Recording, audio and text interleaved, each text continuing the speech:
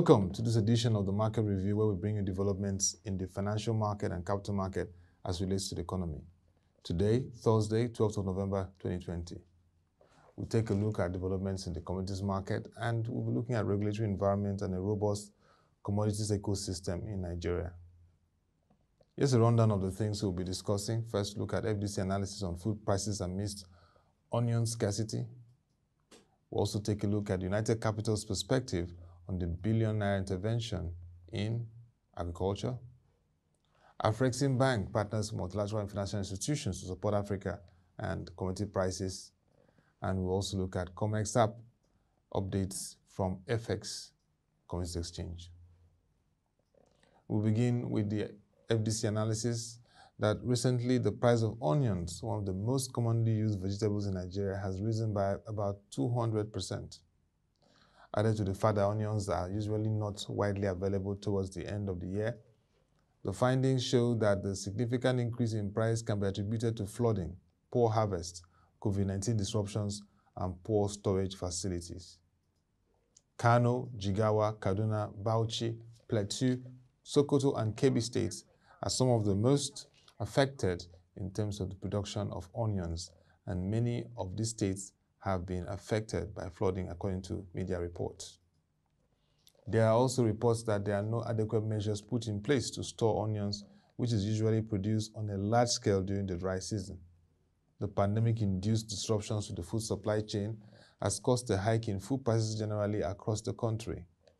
Prices of inputs such as fertilizers have also increased significantly.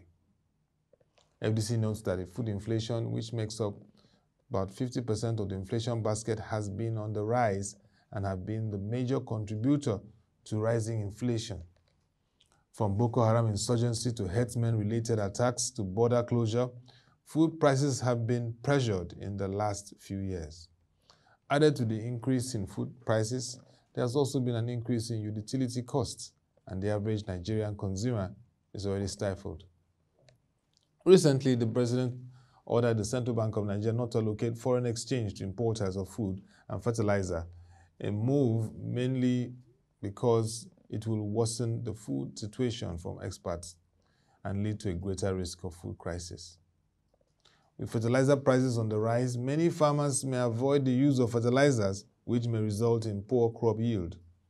Food prices have been on the rise, and the inflation data released by the National Bureau of Statistics for September showed that food inflation rose to 16.66%, a record surge in that level. September initially had 16.00% in August. While this continues to increase, the prices of food is expected to abate, but that has not happened yet.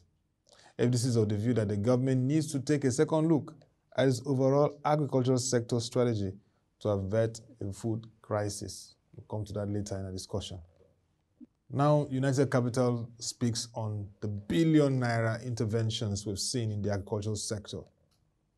In the last 5 years, according to United Capital, the Central Bank of Nigeria and the federal government have been pumping billions of naira into the agri space. A total of 190 billion has been disbursed under the Anchor Borrowers Program since its inception in 2015. The scheme is proposed to be the largest ever in history of the Anchor Borrowers Program, with loans worth 432 billion naira expected to be disbursed to 1.1 million farmers across the country.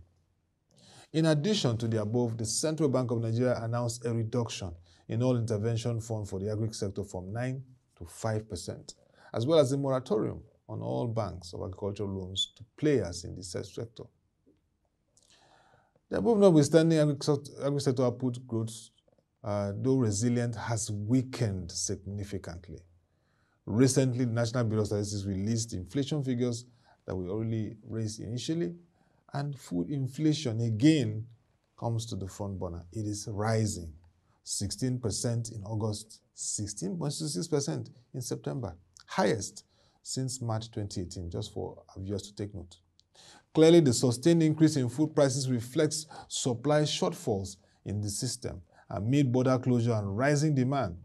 Despite intervention efforts by authorities, domestic supply has remained below demand, thus hurting prices. While a concerted effort by both the fiscal and monetary policy authorities must be commended, an impact assessment of government intervention funds on agri sector out will provide insight into what is really going on. For us, that's for United Capital, except the structural and strategic challenges confronting the agri sector are resolved, the inefficiency in the agri sector are unlikely to disappear overnight. United Capital reiterates that Nigeria must invest in training and education of farmers, storage facilities, and transportation network to facilitate the movement of crops from farm to market, as well as research and development to boost agri yield. Very, very concerted insight and thoughts from United Capital. Let's go continental as we prepare for the Africa Continental Free Trade Agreement implementation from next year. We also look at Africa, a continent that exports huge commodities.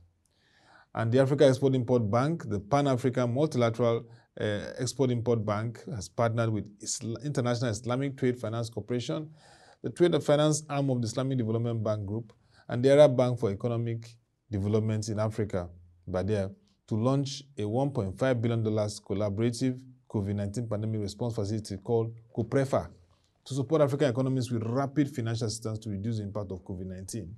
COPREFA will be assessed by eligible central banks, commercial banks, and businesses to finance the import of medical supplies, as well as agricultural equipment and fertilizers, essential for addressing the pressing food production deficit.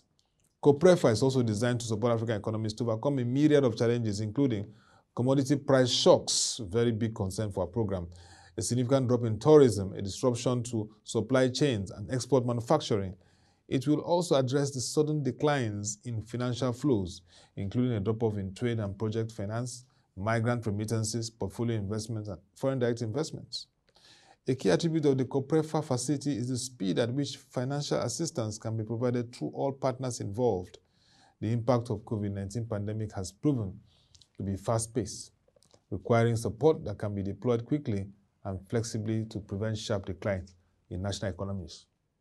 The standard eligibility criteria and credit appraisal process have been developed by COPREFA partners in order to facilitate implementation of the facility. Support will be available through direct funding, lines of credit, confirmation and refinancing of documentary credits, guarantees, cross-currency swaps, and other similar instruments. The co-finance facility led by AFREXIM Bank leverages strategic partnerships with other multilateral financial institutions and other international financial institutions in co-financing, risk sharing of transactions, and promoting integrated trade solutions to support African economies on navigating the impact of COVID-19. As you all know, that AFREXIM Bank over the years has had a strong record of supporting African economies during financial crisis. In 2015, the bank disbursed more than $10 billion to a counter-cyclical trade liquidity facility, CO12, to help member countries manage the adverse economic fallout of commodity price shocks. In March 2020, a financial package called the Pandemic Trade Impact Mitigation Facility, PATIMFA, was launched solely by AFREXIM Bank to support economies through the pandemic. A facility of which over $5 billion has been disbursed will be implemented alongside COPREFA. So you can see how AFREXIM Bank, partnering with various agencies, are helping to boost and support Africa in these challenging times, particularly around the commodities exchange and ecosystem. So let's go on to the COMX platform. Now, FX Commodities Exchange, a leading private commodities exchange in Nigeria, has continued to embrace innovation, leverage technology in this age to improve its service to the markets and ensure that people can access all the provisions that are in the market. And so this has become very, very important. But before we get on to the COMX, let's just tell you that the performance of the Africa Commodities Exchange was more muted in third quarter 2020. The composite index fell 1% quarter-on-quarter, with the period marked by pullback in the energy sub-index. The agriculture sub-index was top performer, outstripping gains in base and precious metals. So Agric continues to be the key driver in the commodity space in Africa. Now, the COMX FX app, that's this app developed by FX Commodities Exchange. The story began almost 10 months ago when the exchange saw the need to build an inclusive exchange platform that supports wealth creation and efficient markets through the trade of commodity-backed instruments. Every day, people are discovering the enormous investment opportunities that are available in the agriculture sector in Nigeria, but the surfaces has barely been scratched on the types of investment products that can come out of this sector. Securitizing agricultural commodities creates a path for the investing public to unlock an untapped range of alternative investment products. And this is what, as the unmarked experience in the world of financial markets and agriculture, enables them to provide. COMX users can and will be enabled to trade and invest in such instruments as spot contracts, exchange-traded commodities, input notes, forward contracts, and asset-backed commercial papers. The best part is that different classes of investors can access these instruments in the comfort of their homes, workplaces, or anywhere with access to a smartphone and internet. According to Mr. Yusuf Oguntola, the head of business technology at AFEX, the reason for upgrading this thing is very clear. It all started when we rolled out COMX in January with the basic trading features that we believe users needed quick access to. For him, COMX has initially been built around a full web browser experience to navigate the app and monitor trade performance. It was good, but now we wanted something better for the customers. So we got in touch with our retail and institutional investors as well as brokers, gathered feedback from them on what they need, and that led us back to the drawing board. It shows you that today, if you want to lead, if you want to be relevant in the market, you have to get feedback, you have to continue to lead in innovation and take it seriously. So let's give you a closing shot on the regulatory environment for a good commodities ecosystem in Nigeria. The first most important thing is that the policy of government concerning the border closure needs to be revisited with the way that it brings all stakeholders to the table, discuss and explore with clarity what the goal is and how it affects different players in the export and import segments, and how this policy can be reviewed in a way that does not have adverse effect on the key players. So that's number one very important thing that will have an impact on commodities market.